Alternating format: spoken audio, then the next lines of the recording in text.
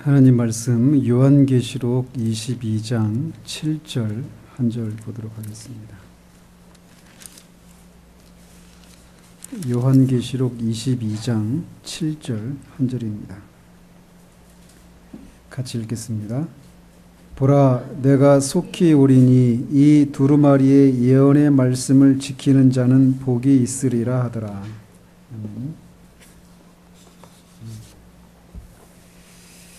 네, 드디어 오늘이 이제 이 성경을 어떻게 읽을 것인가 이 시리즈로 시작된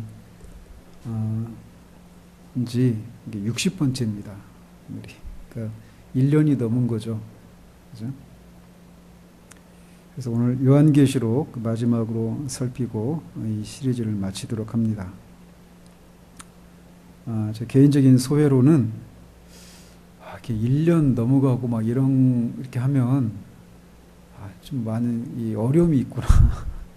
저도 그렇고 우리 교회도 처음에 시작할 때와 좀 점점 이렇게 시간이 지나면서 이렇게 좀 더 이렇게 무뎌지고 이런 것들이, 이런 요소들이 있어서 길게 하는 거에 대한 그런 부담들이 막 제 안에 있어요. 그래서 지금 제가 저번에도 간간히 오후 예배에 이거 끝나면 창세기 강의를 이제 하려고 한다 이런 얘기도 드렸잖아요. 창세기는 50장이거든요. 이거를 지금 제가 그래서 지금 머뭇거리고 있는 거예요. 지금 이거를 시작하면 최소 2년 이상은 할 거거든요. 마태복음 28장을 우리가 거의 4년에서 5년 정도 했잖아요. 잘 따라올 수 있을까? 이런 이 염려들이 있어서 지금 머뭇거리고 있는데 1년이 좀 지나는 기간 동안 우리가 이렇게 각 성경이 무엇을 말하고 있는지, 어떤 식으로 읽어야 되는지 핵심적인 내용들을 살펴가는 이 기간 동안에도 전 개인적으로 좀 그런 어려움들이 좀 없지 않아 있었습니다. 우리가 이렇게 교회에서 우리가 기대해야 될 것은 성경을 이렇게 강의하는 거예요. 궁극적으로는. 그래서 우리가 그런 훈련도 좀 어느 정도 이렇게 필요하다 그런 생각들을 하면서 앞으로 우리 교회에서의 그런 신앙생활을 이렇게 염두에 두고 이렇게 생각했으면 좋겠습니다. 요한계시록은 1장 1절에 있는 것처럼 예수 그리스도의 계시라. 이는 하나님이 그에게 주사 반드시 속히 일어날 일들을 그 종들에게 보이시려고 그의 천사를 그 종 요한에게 보내어 알게 하신 것이라 라고 하는 말씀에서 알 수 있듯이 이 책의 신적인 저자는 예수 그리스도이시고 사도 요한은 그 예수 그리스도의 전한 그 메시지의 이렇게 저자라기보다는 그가 보았던 환상의 수신자이면서 기록자로 이렇게 소개하고 있습니다. 초대교회 교부 중에 한 사람이었던 이레나이우스라고 하는 이레니우스라고도 하고 이레나이우스라고 하는 그 초대교부는 그의 책 이단 반박이라고 하는 책에서 요한은 우리 시대에 거의 도미티아누스의 통치가 끝나갈 무렵 계시를 받았다라고 말을 하고 있습니다. 도미티아누스는 그 로마의 황제였는데 그의 통치가 주 96년에 끝났습니다. 그래서 거의 그 통치가 끝나갈 무렵 이 계시를 받았다라고 이레니우스가 그 이단 반박이라고 하는 책에서 말하고 있어서 이 대다수의 학자들은 요한계시록의 기록 연대를 96년 이전, 즉 90년대 중반쯤으로 추정을 하고 있습니다. 요한계시록은 1장 1절에서 예수 그리스도의 계시라고 이렇게 밝히고 있습니다. 계시는 다른 말로는 묵시라고도 말을 할 수 있어요. 그리고 여러 곳에서 이 예언의 형태라고 이렇게 말을 하고 있습니다. 이 묵시라고 하는 말은 계시, 공개, 드러내기 이런 뜻입니다. 즉 보이지 않는 천상의 실제 내지 미래의 실제에 대한 공개를 뜻하는 아포칼립시스라고 하는 헬러 단어에서 유래된 말이 묵시라고 하는 거예요. 그래서 아포칼립스라고 합니다. 이 계시록을. 근데 이제 이 묵시라고 하는 것, 계시라고 하는 이 유대의 묵시 문학이 말라기, 구약 정경의 마지막 정경이 말라기잖아요. 말라기서가 기록되고 예수님이 오시기 전까지 세례 요한이 나타나 이스라엘에게 예수님이 오실 길을 예비하기 위해서 선지자로 나타나기 전까지 그 기간, 이 기간을 뭐라고 하죠? 신학적으로 혹시 아시는 분 있습니까? 신구약 중간기라고 부릅니다. 그 시기를 말라기서가 기록되고 세례 요한이 이스라엘 앞에 선지자로 이렇게 예수님이 오실 길을 예비하기 위해서 선포했던 그 사이 이 기간을 신구약 중간기라고 부르는데 이 유대의 묵시 문학이 그 시기에 굉장히 많이 발달을 했습니다. 그래서 시대적인 배경도 그런 것을 요구하는 그런 시기였어요. 즉 그들이 계속해서 바벨론, 페르시아, 헬라, 그다음에 잠시 동안 80년 동안 독립을 했다가 다시 또 그 로마의 압제를 받는, 그렇게 그 제국들의 그 압제를 계속해서 받고 있는 하나님의 백성이 자신들이 받는 그 고난 속에서 목적을 발견하고 하나님에게서 나온 진정한 예언의 말씀이 이렇게 부재한 상황, 아까 말씀드린 것처럼 이 선지자, 말라기 이후 선지자를 통한 예언이 끊긴 그런 시대 속에서 그렇게 압제를 받고 있는 하나님의 백성들이 미래에 대한 소망을 품도록 하기 위해서 유대의 묵시 문학이 신구약 중간기에 많이 번성을 했었어요. 그래서 그 당시에 이 번성했던 묵시 문학의 특징이 어떤 것들이었냐면 이 구약의 예언서인 예스겔이나 다니엘이나 스가랴서와 같은 특징들을 확대해서 이 묵시 문학에서 어떤 선지자가 하나님의 천상회의에 참여하는 것을 극화한다든지 또는 상징적인 표현을 통해서 의미를 전달하면서 이 현재 자신들이 겪고 있는 그 불의한 상황을 역전시키는 이 말세에 있는 하나님의 이 개입을 약속하는 그런 환상들이 여러 곳에 그 묵시 문학 속에 포함되어 있었어요. 그런 면에서 요한계시록도 어떻습니까? 형식적으로는 이 유대의 이 묵시 문학과 형식적으로는 비슷한 모습을 띠고 있죠. 상징을 통해서 어떤 내용들을 전달한다고 하는 측면, 그리고 미래에 지금은 하나님의 백성들이 고난을 받고 있지만, 교회가 핍박을 받고 있지만 장래에 하나님의 이 나라가 임하게 된다라는 거예요. 예수님이 오시면 이 모든 상황을 역전시키는, 그래서 그들로 하여금 소망 중에 인내할 수 있도록 하는 이런 내용에서는 이런 측면에서는 유대의 묵시 문학과 비슷한 성격을 가지고 있어요. 요한계시록이. 그런데도 조금 요한계시록과 이 그 유대의 묵시 문학이 좀 다른 점들도 있습니다.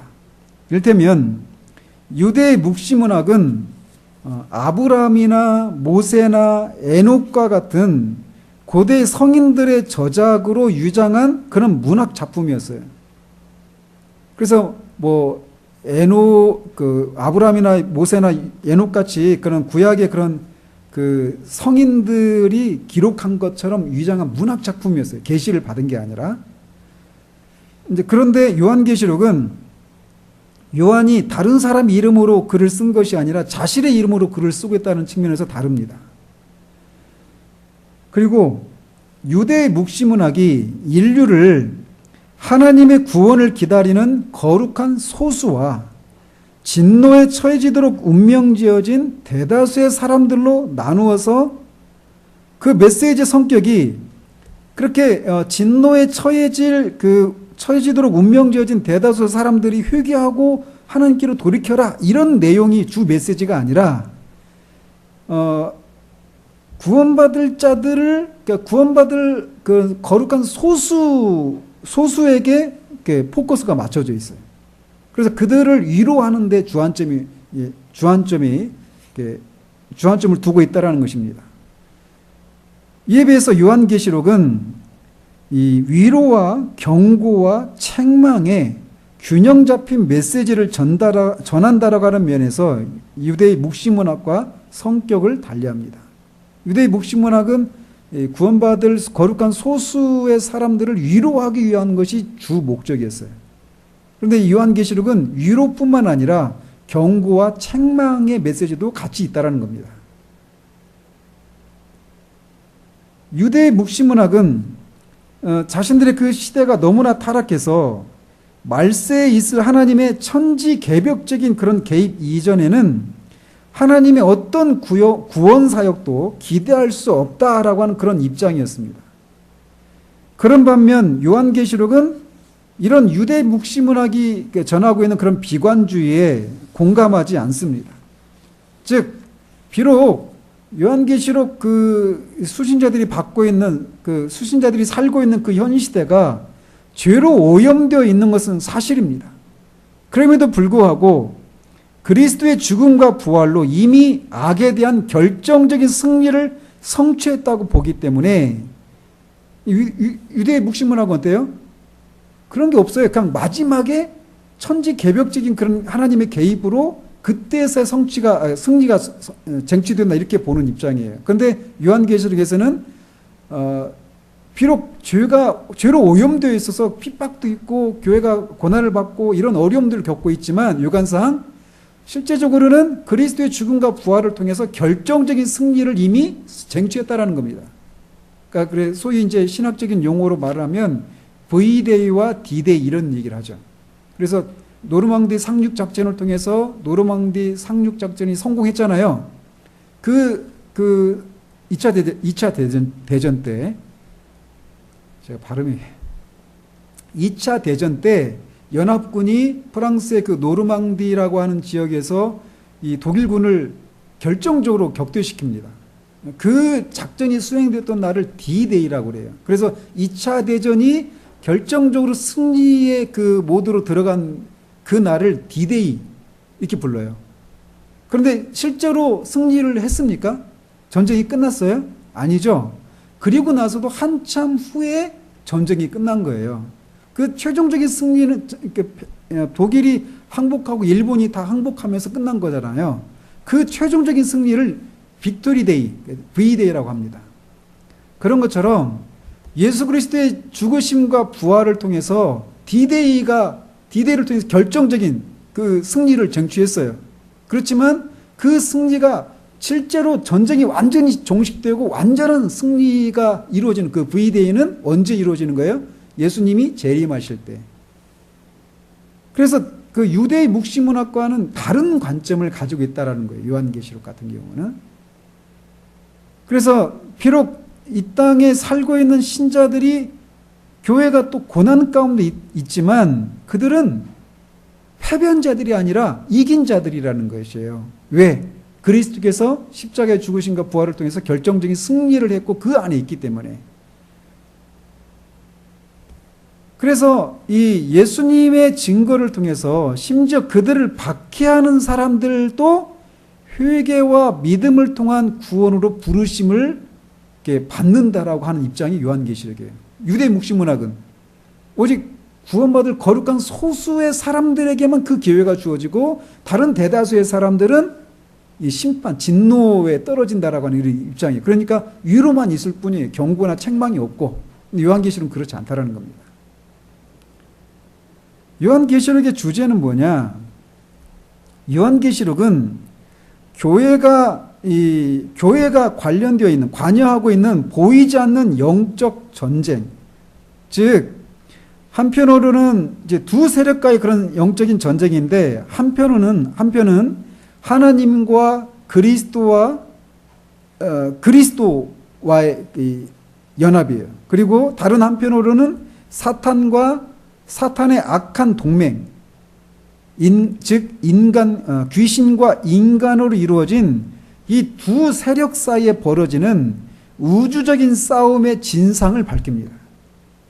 그러니까 겉으로 보이는 모습은 뭐예요? 교회를 핍박하는 그런 대적들의 핍박을 받고 있고 그런 일종의 그런 싸움이 벌어지고 있어요. 눈에 보이는 싸움이 있어요. 근데 그 싸움에 그 배후에 뭐가 있다라는 거예요? 보이지 않는 영적인 싸움이 있다라는 거예요. 그 영적인 싸움의 그 양대 세력이 뭐냐? 하나님과 그리스도의 한편, 그리고 사탄과 사탄의 동조자들, 동맹자들의 그런 영적인 싸움의 그 현실이 보이는 현실 속에 지금 이렇게 나타난다라고 하는 것을 보여주고 있는 거예요. 그러면서 어린 양 예수는 이미 자신의 희생적인 죽음을 통해서 결정적인 승리를 거두셨지만 그리스도의 교회는 박해, 거짓 가르침, 물질적인 풍요나 문화적인 그런 인정의 유혹을 통해서 최후의 발악을 하고 있는 용으로부터 계속 공격받고 있다라는 것입니다. 그래서 요한에게 허락된 환상들, 이를테면 7인의 환상, 7대접, 7나팔 이런 이 환상들은 그리스도의 초림과 재림 사이의 기간에 교회가 당하는 시련과 유혹의 배경에 깔려있는 영적인 실제를 드러내는 거예요. 그리고 새하늘과 새 땅에서의 그리스도의 승리의 확실성을 극적으로 단언함으로써 교회의 견고함과 동시에 고난을 견뎌내고 현재 세상 질서의 더러운 유혹에서 순전함을 유지하도록 교회를 강건하게 해주는 것이 요한계시록의 주제예요. 그러니까 지금 이 당시 이 편지를 받고 있는 이 요한계시록을 받고 있는 수신자들의 상황은 어떤 상황이었어요? 다 핍박을 받고 있었죠. 근데 핍박도 이제 그런 핍박이 어떤 물리적인 그런 위협과 그런 핍박이 있을 수 있어요. 또 하나는 유혹도 있습니다. 또 하나는 거짓 가르침. 그러니까 이 세 가지 방편을 통해서 이 교회가 지금 핍박을 받고 있는 거예요. 그런데 그런 속에서 흔들리고 그런 두려워하고 주저하고 또 타협하고 물러나는 그런 일들이 일어나지 않겠어요? 근데 그런 속에 너희들이 겪고 있는 그 겉으로 드러난 그 현실들의 그 배후에 그런 악한 영적인 실제들이 있다. 그런데 교회는 결정적으로 이기신 그 그리스도를 인해서 교회가 결국 궁극적으로는 승리할 것이다. 그리고 새 하늘과 새 땅이 반드시 임하게 된다. 그러니까 어때요? 인내하라는 겁니다. 그리고 그 유혹에 넘어가지 말라라는 거예요. 거짓된 가르침에 속지 말라라는 겁니다. 그런 내용을 전하기 위해서 전하고 있는 것이 요한계시록이라는 것입니다. 요한계시록은 오늘날 터키에 해당되는 이 로마의 아시아 지역에 속해 있던 7도시에 있었던 그리스도의 모든 교회를 대표하는 1세기 교회들에게 보내진 성경입니다. 7교회가 어떤 거죠? 에베소 교회, 서머나 교회, 버가모 교회, 두아디라 교회, 사대 교회, 빌라델비아 교회, 라오디게아 교회. 이게 다 지금 오늘날의 터키 지역에 있었던 교회들인데 1세기의 대표적인 그런 교회였어요. 그런 교회에게 보내진 성경이 요한계시록이에요. 그런데 이 교회들이 각각 니굴라당과 같은 거짓된 가르침 때문에 또는 박해 때문에 또는 우상숭배와 음행을 통한 이교적인 신앙과의 타협이라고 하는 그런 위협, 또 라오디게아 교회 같은 경우는 영적인 자기 만족 등으로 위협을 받고 있는 상황이었어요. 그래서 예수님은 교회들을 강건케 해서 위협적인 폭력이든지 그 위협적인 폭력을 행하는 그 상징적인 존재가 어떤 거죠? 짐승이었어요. 짐승. 그러니까 그 위협적인 폭력을 행하는 짐승으로 상징되는 그런 세력이든지 거짓 선지자, 즉 기만적인 이단이든지 어떤 매력적인 부요함, 여기 11장에 나오는 음녀입니다. 어떤 형태의 이 마귀의 괴계가 이런 식으로 위협을 통해서 또는 어떤 유혹을 통해서 또는 거짓 가르침이라고 하는 것을 통해서 교회를 위협하고 있단 말이죠. 그런데 그런 것에 맞서 싸우게 하기 위해서 요한에게 계시를 주신 거예요. 그것을 위해서 요한계시록이 기록이 되었던 겁니다. 그러니까 어떻습니까? 1세기 교회가 겪고 있는 그런 그 마귀의 결계들 있잖아요. 어떤 위협이든지 또 거짓 가르침이든지 또는 유혹, 그러니까 세상과 또는 이교적인 그런 문화와 타협하는 거죠. 근데 이게 1세기에만 있습니까? 아니, 어느 시대에나 있는 거예요. 지금도 유효한 거예요. 그러니까.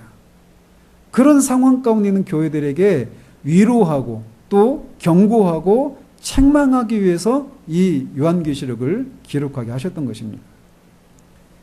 그 요한계시록의 그 핵심적인 주제들을 보면 예수 그리스도는 희생적인 죽음을 통해서 고발하는 자, 참소하는 자인 사탄을 이기셨고 사람들을 모든 민족 가운데서 속량하셔서 하나님의 임재 안에서 기쁘게 섬기는 제사장 나라가 되게 하셨다라는 사실이 이 요한계시록의 첫 번째 주제입니다.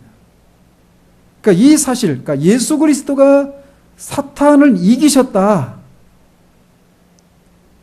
그리고 너희들이 받고 있는 그 핍박의 배후에 사탄이 있다. 근데 그 사탄을 예수 그리스도가 이기셨다. 이 소식을 알게 됐을 때 어떻게 되겠습니까? 지금 눈에 보이는 현실은 지금 핍박을 받고 있고 그 핍박 앞에 교회가 굉장히 그 풍전등화처럼 아주 연약하고 금방 그 불이 꺼질 것 같은 그런 위기 상황이잖아요. 근데 그런 상황에서 그 싸움의 배경에 영적인 그 참소하는 자인 사탄이 있는데 그 사탄을 예수님이 이기셨다. 이 얘기를 들었을 때 어떻게 되겠어요? 신자들이, 교회가. 용기를 얻겠죠. 그죠? 그래서 첫 번째 주제가 그거예요. 또, 예수 그리스도는 성령을 통해서 그리스도 자신의 교회들 가운데 계신다라는 거예요. 그래서, 그리고 교회들의 시련과 승리와 실패를 아신다라는 거예요.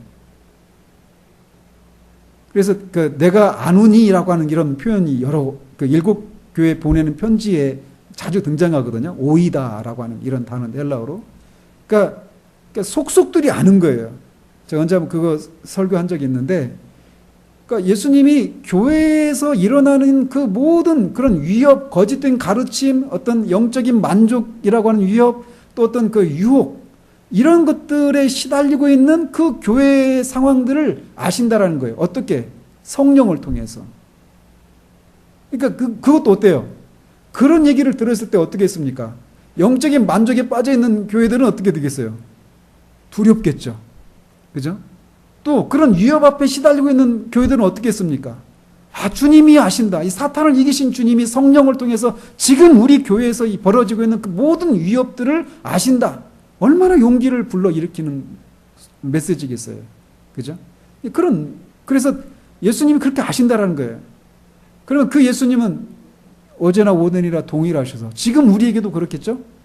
우리에게 일어나는 그 모든 상황, 그리고 교회 안에 속한 우리 한 사람 한 사람의 모든 상황들을 속속들이 아시는 거예요. 누구를 통해서? 성령을 통해서.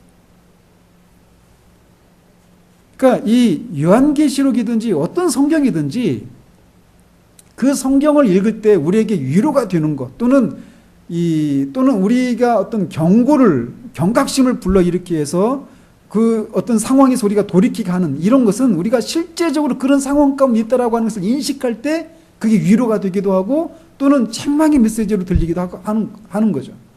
근데 그런 인식이 없으면 어떻게 되겠어요? 아무 나하고 상관이 없는 성경으로 읽히게 되는 거죠. 또 세 번째로 세계의 역사는 그 화와 재앙을 포함하며 확고하게 승리하신 어린 양이신 예수 그리스도의 손 안에 있다라는 겁니다. 그러니까 나중에 이제 말씀드리겠지만 그 환상들 있잖아요. 그 일곱 인, 대접, 나팔 이 환상들 있잖아요. 그런 환상을 통해서 계속 어떻게 됩니까? 그 재앙, 이런 심판 이것이 점점 확대되죠. 그죠? 점점 확대돼요. 그러니까 세상에서 일어나는 그런 많은 재앙과 환란들, 기근들, 전쟁들, 전염병 이런 것을 통해서 그런 세상 역사에 일어나는 그런 많은 재앙들에 대한 얘기들을 하고 계시는데 그 모든 것이 누구의 손에 붙들려 있다? 어린 양이신 확고하게 승리하신 어린 양이신 예수 그리스도의 손 안에 있다라는 것입니다.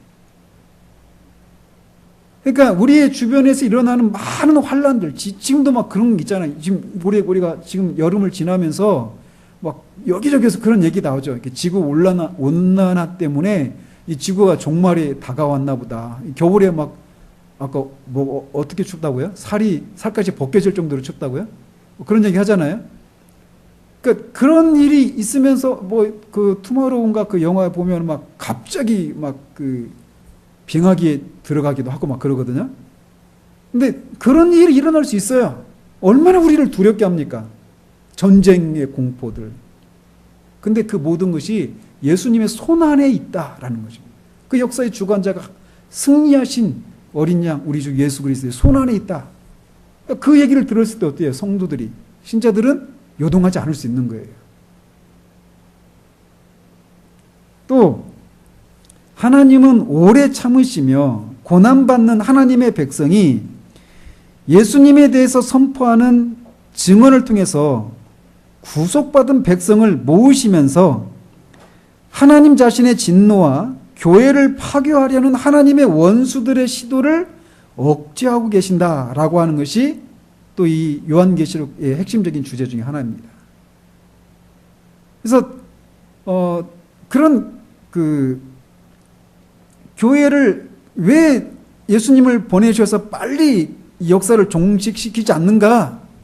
아직도 예수 그리스도의 복음을 통해서 불러들일 하나님의 백성들이 있는 거예요.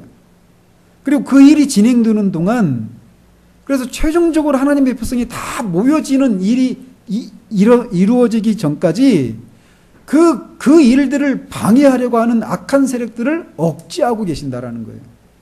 그러니까 어떻습니까? 그 일을 하는 교회가 어때요? 그 일을 할 수 있는 거죠. 이 복음을 통해서 그 잃어버려 있는, 흩어져 있는 하나님의 백성들을 모으는 일을 교회가 해야 되는데 그 일을 하는데 우리가 주저하지 않을 수 있는, 두려워하지 않을 수 있는 그런 근거들을 말씀해 주시고 계셔요. 왜? 하나님이 그 교회를 방해하는 그 악한 세력들을 억제하고 계신다는 거예요. 최종적으로 모일 때까지.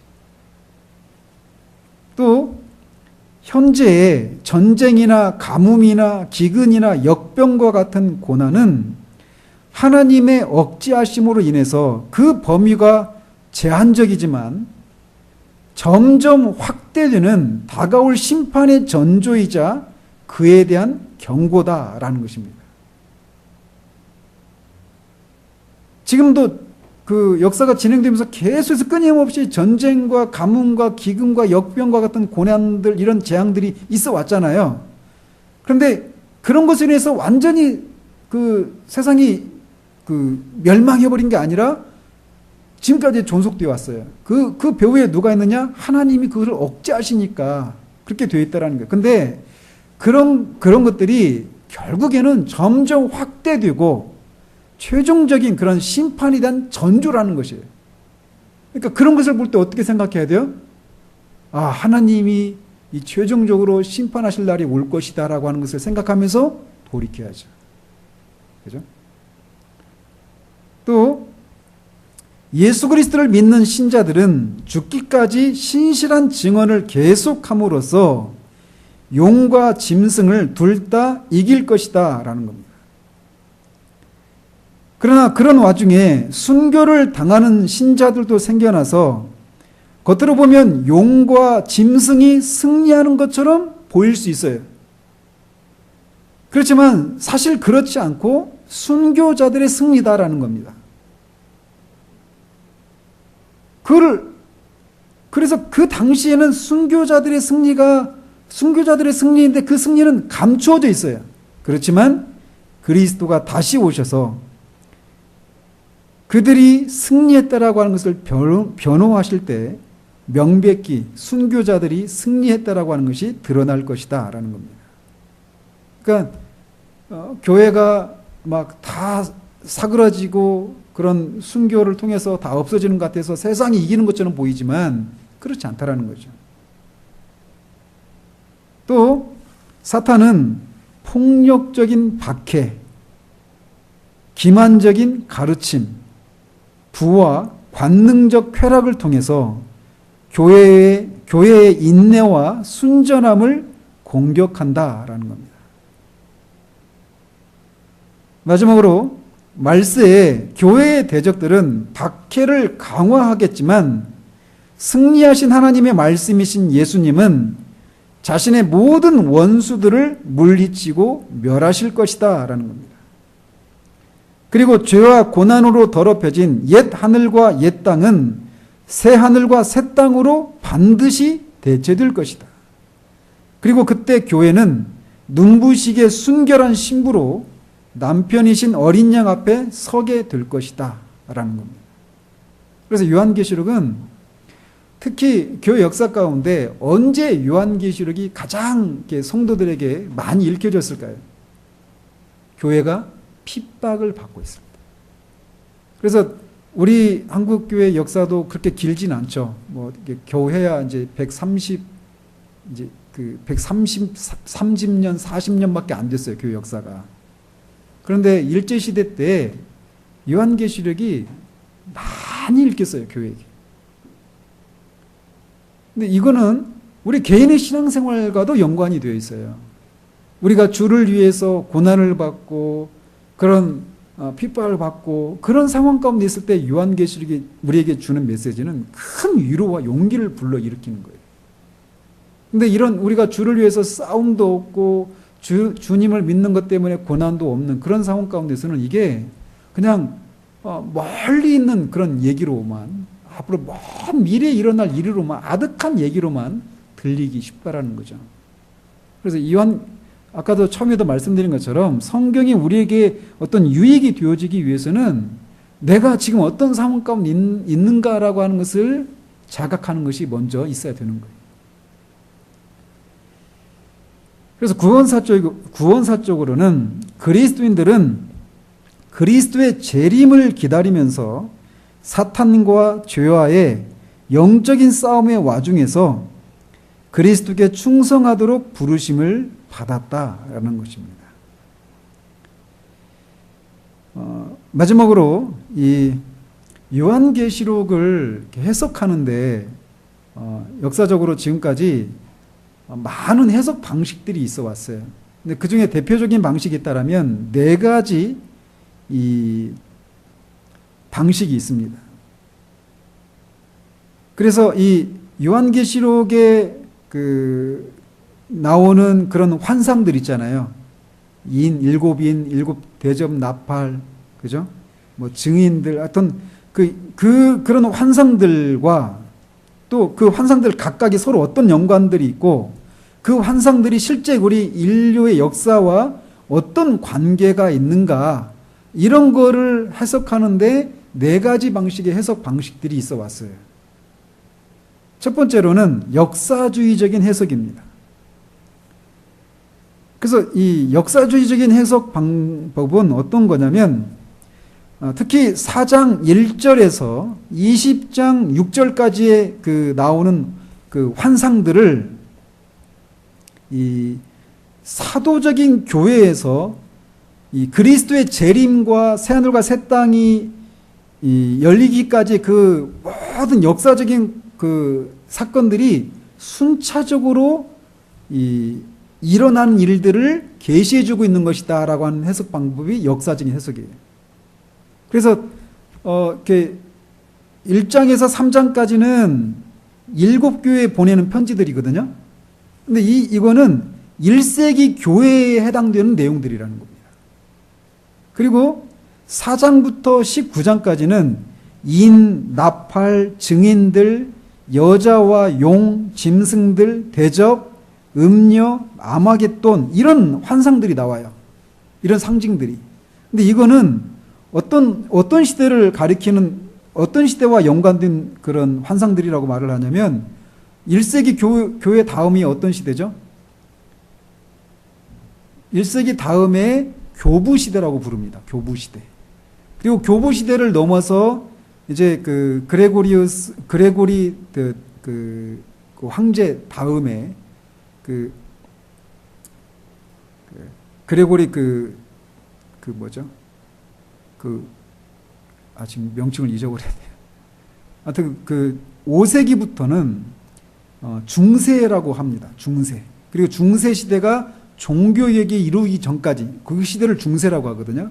그래서 교회 시대는 1세기 교회, 교부 시대, 중세 시대, 종교개혁 시대, 이 현대 교회 시대 이렇게 크게 나뉘어요. 교회 역사를 2000년의 교회 역사를. 그런데 이 1장에서 3장까지는 1세기 7교회 보낸 편지들인데 그거는 1세기 교회들에게 해당되는 그런 사건들이다. 이렇게 해석을 하고 4장부터 19장까지는 역사적인 진행 과정 속에서 해당되는 거예요. 그러니까 인, 나팔, 증인들 이 순서도 역사적인 그 순서에 따라서 일어날 일들을 예언하고 있는 사건들이다. 환상들이다. 이렇게 해석을 하는 거죠. 그리고 20장 1절에서 6절까지는 천년 왕국에 대한 얘기가 나오거든요. 그때까지 그냥 역사가 순차적으로 그냥 쭉 진행되는 거예요. 그리고 20장 7절에서 22장 5절까지는 용이 멸망하고 무덤 속에 있는 모든 자가 부활을 하고 흰 보좌, 백보좌 심판이라고 하죠. 그리고 만물이 갱신되는데 이거는 재림 때 일어날 사건들이다. 예수님의 재림 때.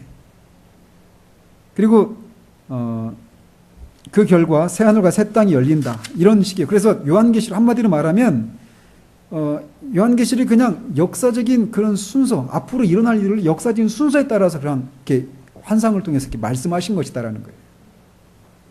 그게 역사적인 그 역사주의입니다. 근데 이제 역사주의가 아니라 미래주의적인 그런 해석이 있어요. 미래주의도 두 개로 나뉩니다. 그래서 하나는 역사적 전천년설에 입각한 것이 있고 하나는 세대주의적 전천년설에 입각이 됩니다. 그런데 이것도 미래주의도 이 몇 가지 예외는 있지만 그 환상들이 이렇게 순서가 역사적인 사건이 일어나는 순서를 반영한 것으로 본다라고 하는 측면에서는 역사주의와 다르지 않아요. 근데 이제 특징이 있다라면 미래주의자들은 전형적으로 4장부터 22장까지의 환상들을 아까 역사주의자들은 어땠습니까?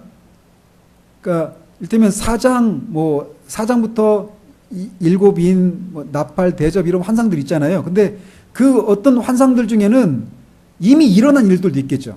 그러니까 역사가 진행되어 왔으니까. 근데 미래주의자들은 그렇게 보지 않고 역사적인 순서에 따라서 일어날 일들을 예언한 것이다. 그 환상들이. 그렇게 보는 것에서는 맞아요. 그런데 미래주의는 어떻게 다르냐면 이 4장부터 22장까지 환상들은 21세기를 살아가는 우리들에게도 아직 일어나지 않은 일이에요. 역사주의는 이 환상들 중에는 어떤 것은 이미 일어난 사건이에요. 근데 미래주의는 그런 입장이 아닙니다. 그래서 이 당시 이 편지를 받고 있는 1세기 교회들은 어때요? 그들은 우리보다 훨씬 미래에 일어날 일들을 예언받은 거죠. 계시를 받은 거죠. 우리는 아직도 이 일이 일어나지 않았다는 거예요. 미래주의자들은.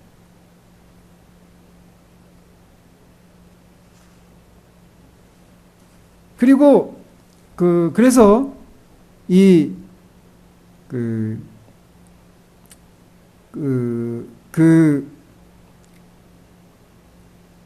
그 미래주의자들 중에서도 역사적 전천년설이 이제 좀 분화가 일어나는데 그들이 말하는 것은 이 미래주의에서 강조되는 것이 하나가 뭐냐면 그리스도께서 이 땅에 지상에 그리스도가 통치하는 천년 왕국이 있을 것이다 라고 하는 것에서 그들의 그런 특징이 드러나요. 그런데 이 천년 왕국이 언제 있느냐 이거에 의해서 이제 역사적 전천년설이냐 세대주의적 전천년설이냐 이렇게 나뉩니다.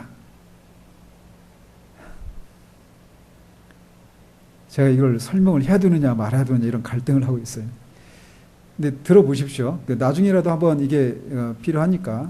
근데 우리 한국교회 안에서는 이 두 개념이 같이 혼재되어 있어요. 역사적 전천년설. 이 입장은 뭐냐면 그리스도가 재림을 하셔서 이 땅에 그러니까 재림을 그러니까 교회 역사가 1세기 교회, 그 다음에 교부 시대, 중세 시대, 종교개혁 시대, 현대 교회 시대, 이 시대가 마치는 날이 있다라는 거예요. 그 시대가 마치는 때가 있는데 그때 대환란이 있다라는 겁니다. 대환란. 7년 대환란이라고 하죠. 대환란이 있고 그 환란이 있은 다음에 예수님의 재림이 있다라는 거예요. 예수님이 재림하실 때 신자들의 부활이 있습니다. 그리고 마지막 악의 세력과의 전쟁이 있어요. 그 전쟁을 뭐라고 합니까? 아마겟돈이란 말 들어보셨죠? 영화로도 많이 만들죠. 이 아마겟돈이라고 하는 전쟁이 있다라는 거예요. 거기서 누가 승리하십니까? 예수 그리스도께서 승리하셔요. 그러면 어떻게 되느냐? 예수 그리스도를 왕으로 하는, 그리고 신자들이 통치하는 천년 왕국이 임한다라는 거예요. 그러니까 재림하신 다음에 천년 왕국이 임하죠. 그죠? 그리고 그 천년 통치가 끝나면 이제 신자들이 부활을 했죠. 그래서 천년 왕국에 동참하죠. 근데 천년 왕국이 끝나면 믿지 않는 자들의 부활이 있고 마지막 심판이 있다라는 거예요. 백보자 심판이. 그리고 나서 어떤 세계가 열려요? 새 하늘과 새 땅이 열린다. 이게 미래주의자들 중에서도 역사적 전천년설에 해당되는 사람들이 주장하는 견해예요. 또 미래주의자들, 아까 미래주의자들은 아까 어떤 특징이 있다고 그랬어요? 이 환상들이 역사적인 순서를 따라서 일어날 일들을 그 순서를 따라서 이렇게 그 말하고 있는 것이다 이렇게 말했죠. 그런데 어땠어요? 그 환상들이 아직 일어나지 않았다고 그랬죠. 그죠? 그런 입장이에요. 근데 이제 세대주의적 전천년설은 뭐냐면 이것도 아까 그 교부시대, 중세시대, 현대 교회시대가 끝난 다음에 뭐가 있다고 그랬어요? 역사적 전천년설에서는. 환란이 있다고 그랬죠? 환란이 있고 그 환란이 끝나면 뭐가 있다고 그랬어요? 예수님의 재림이 있다라는 거예요. 예수님이 재림하실 때 신자들이 부활한다라는 거예요. 그리고 나서 뭐가 열려요? 천년 왕국이 시작되는 거예요. 천년 왕국이 끝나면 믿지 않는 자들의 부활이 있고 그 마지막 심판이 있고 새 하늘과 새 땅이 열린다. 이게 역사적인 진행의 순서예요. 그들이 볼 때. 근데 세대주의적 전천년설은 어떤 입장이냐면 이 1세기 교회 시대, 교부 시대, 중세 시대, 종교개혁 시대, 현대 교회 시대가 끝난 다음에 아까 역사적 전천년설은 환란이 있다고 그랬잖아요. 근데 환란이 있기 전에 휴거가 있다라는 거예요. 휴거가. 누구의? 휴거가 뭐죠? 휴거가 공중으로 부양되는 거예요. 누구를 맞이하기 위해서? 예수 그리스도. 그러니까 어때요? 그 예수 그리스도가 은밀하게 재림하시는 거예요. 공중에. 그 공중에 재림하실 예수님을 영접하기 위해서 신자들이 부활을 하고 살고 있었던 그때 살고 있었던 성도들이 휴거를 한다라는 거예요. 그리고 나서 공중에 있는 동안에 이 땅에는 뭐가 임하냐면 환란이 임한다라는 거예요. 아까 역사적 전천년설은 어땠습니까? 환란이 있을 때 성도들도 거기 있죠. 그죠? 근데 세대주의적 전천년설은 성도들은 환란을 안 당하고 환란이 있기 전에 휴거를 한다라는 거예요. 그리고 환란이 있어요. 그리고 아까는 은밀한 방식으로 재림을 했죠. 공중에. 근데 그 환란이 끝난 다음에 이 예수님의 재림이 있어요. 그러니까 두 번째 재림이죠. 그리고 그 재림하실 때 그 환란이 임하기 전에 성도들이 휴거했잖아요. 근데 그 환란 기간 중에 그 회심을 하고 죽은 사람들이 있을 수 있어요. 죽은 신자들. 그들이 예수님이 두 번째 재림하실 때, 이때 재림은 은밀하게 재림하는 것이 아니라 공개된 방식으로 재림하셔요. 그 재림 때, 그때 환란 때 회심해서 죽은 신자들의 부활이 있어요. 그리고 아마겟돈 전쟁이 있습니다. 그리고 전쟁에서 승리하시죠. 그러고 나면 뭐가 열릴까요?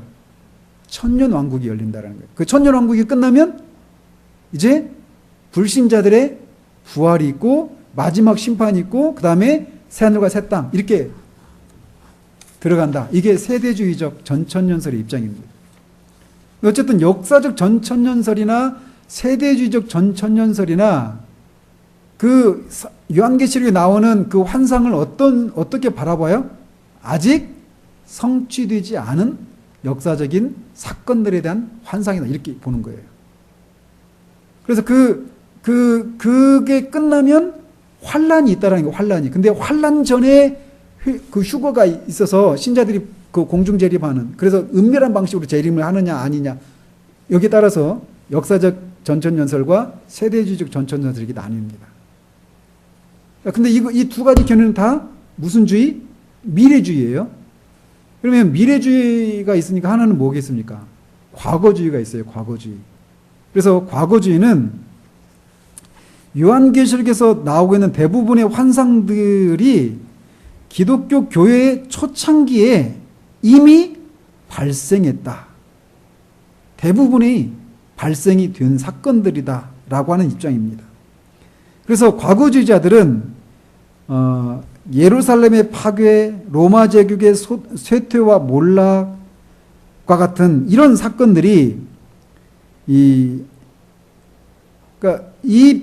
그 요한이나 아시아 교회들의 관점에서만 곧 일어날 일들이다. 이렇게 생각해요. 로마 제국 멸망했죠. 근데 이 편지를 받고 있을 때는 아직 멸망 안 했죠. 그래서 이 편지가 아니라 이 요한계시록을 받고 있는 그 교회들의 입장에서는 그런 일들은 이제 곧 일어날 일들이다. 이렇게 보는 거예요. 그리고 일부 과거주의자들은 그 환상들이 의미하는 사건들이, 그러니까 그 앞으로 일어날 어떤 순차적으로 일어날 일들을 이렇게 말해주는 환상이다 이렇게 보는 사람도 있지만, 어떤 사람들은 반복된다 이렇게 보기도 합니다. 그 환상들이. 즉, 그런 입장도 있어요. 그래서 그들은 그 7교회 보내는 그 편지들이 있는 1장에서 3장까지는 1세기 교회에 해당되는 그런 내용들이고, 4장에서 11장까지, 즉 나팔, 증인들, 이런 환상들은 예루살렘의 멸망, 즉 주 70년의 이 사건을 말해주는 거예요. 그러니까 이 요한계시를 받을 때 어땠어요? 4장에서 11장까지는 이미 이루어진 일이죠. 예루살렘 성전이 언제 파괴됐죠? 주 70년에. 근데 이 요한계시록 언제 기록이 되었다고 그랬어요? 처음에? 90년대 중반에. 그러니까 4장에서 11장까지는 이미 이 요한계시록을 받고 있는 아시아 교회들 입장에서도 이미 그 사건들은 이루어진 사건들이에요. 이미 과거의 사건들입니다. 과거의 그 사건들을 환상을 통해서 말하고 있는 내용이라고 그렇게 받아들여졌다라는 것이죠. 그리고 12장부터 19장까지는 여자, 용, 짐승들, 대접, 음녀, 아마겟돈, 이런 환상들이에요. 근데 이것들은 로마의 몰락, 그러니까 4세기 때 로마의 몰락에 대한 그 역사적인 사건, 앞으로 일어날 일들을 환상을 통해서 이렇게 말해준 것이다. 이렇게 얘기해요. 그러니까 어때요?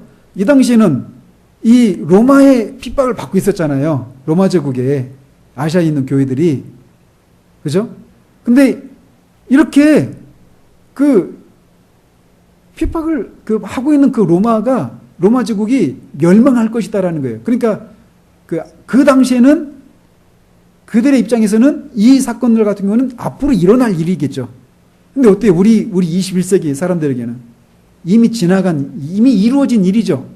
그러니까 요한계시록이 19장까지는 과거주의 입장에서는 우리에게는 아무런 해당이 안 되는 거예요. 그죠? 또 20장 1절에서 6절까지가 천년왕국에 대한 내용인데, 이 천년왕국은 이 교부시대부터 중세, 종교개혁, 현대교회 시대가 이 천년왕국에 해당이 된다. 이렇게 보는 입장입니다. 그러니까 이 천년왕국은 앞으로 이루어질 일이 아니라 이미 우리가 천년왕국에 살고 있는 거예요. 우리가. 이미 천년왕국이 교부시대부터 지금까지 계속 지금 되고 있는 거죠. 그리고 20장 7절에서 22장 5절까지 그 마지막 내용들은 이제 앞으로 일어날 일입니다. 예수님의 재림 때. 그래서 새 하늘과 새 땅이 열린다. 이런 입장이에요. 역사주의, 미래주의, 과거주의. 그리고 마지막으로 이상주의적인 입장이 있습니다. 그래서 이거는 요한계시록에 나오는 환상들이 사도시대부터 그리스도의 재림까지 한편으로는 그리스도와 그리스도의 교회, 그리고 다른 한편으로는 사탄과 사탄의 악한 공모자들 사이의 싸움을 상징한다는 역사주의의 관점에 동의해요. 이런 면에서는 이상주의도 같습니다. 역사주의와. 그런데 이상주의 해석자들은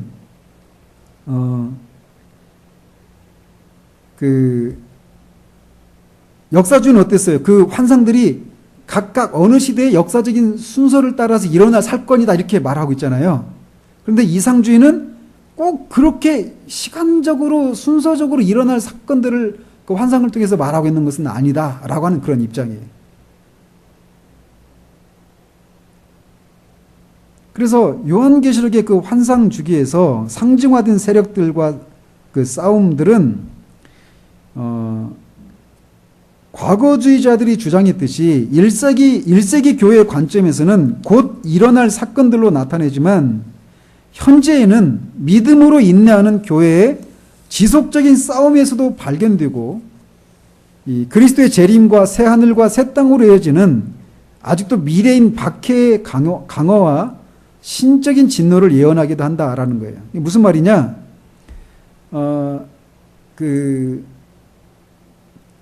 그래서 이런 입장이에요. 7개 보내는 그 편지들, 이거는 1세기 교회에 해당이 된다. 그리고 4장에서 20장 그 천년왕국까지 그 내용들은 교부와 중세, 종교개혁, 현대교회 시대, 그 교회 시대에 일어날 일들을 말하는데 이게 역사주의는 어땠어요? 이것들이 사건적으로, 순서적으로 일어날 일들이라 이렇게 했잖아요. 근데 이 시대 동안에 이런 것들이 반복되어져서 재현되는 성격이 있다라는 거예요.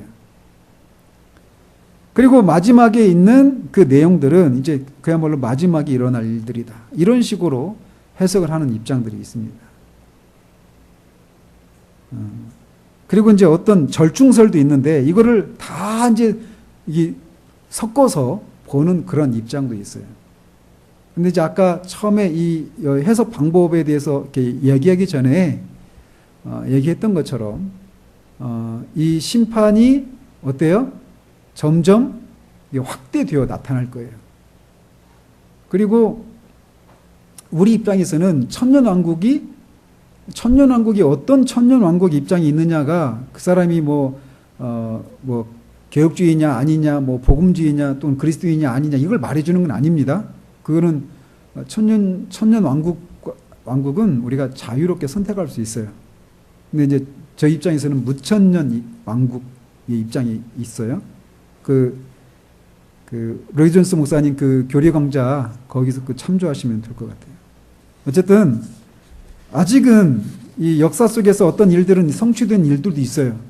그리고 설령 그런 일들이 있다 하더라도 성격에서는 어떻습니까? 그런 비슷한 일들이 지금도 반복되고 있어요. 그리고 그것은 점점 심화될 것입니다.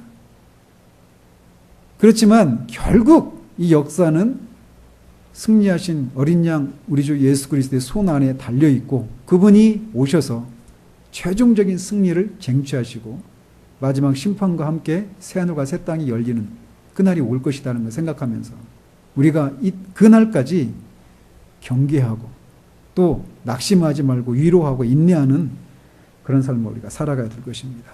기도하도록 하겠습니다. 하나님 아버지, 이 마지막 성경인 요한계시록이 무엇을 말하고 있는지를 살펴보았습니다.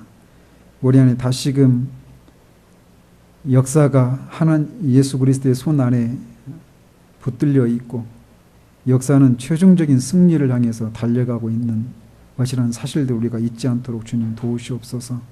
그 속에서 교회가 위협을 받든지 또는 거짓 가르침에 의해서 또는 유혹을 통해서 영적인 만족을 통해서 끊임없이 그 승리의 자리에서 미끄러지게 하는 일들이 있겠지만 그 속에서 우리가 깨어있고 또 역사가 어떤 방향으로 흘러가는지에 대한 분명한 믿음을 붙들고 인내할 수 있는 우리들 될 수 있도록 도우시기를 원합니다. 예수 그리스도 이름으로 기도합니다.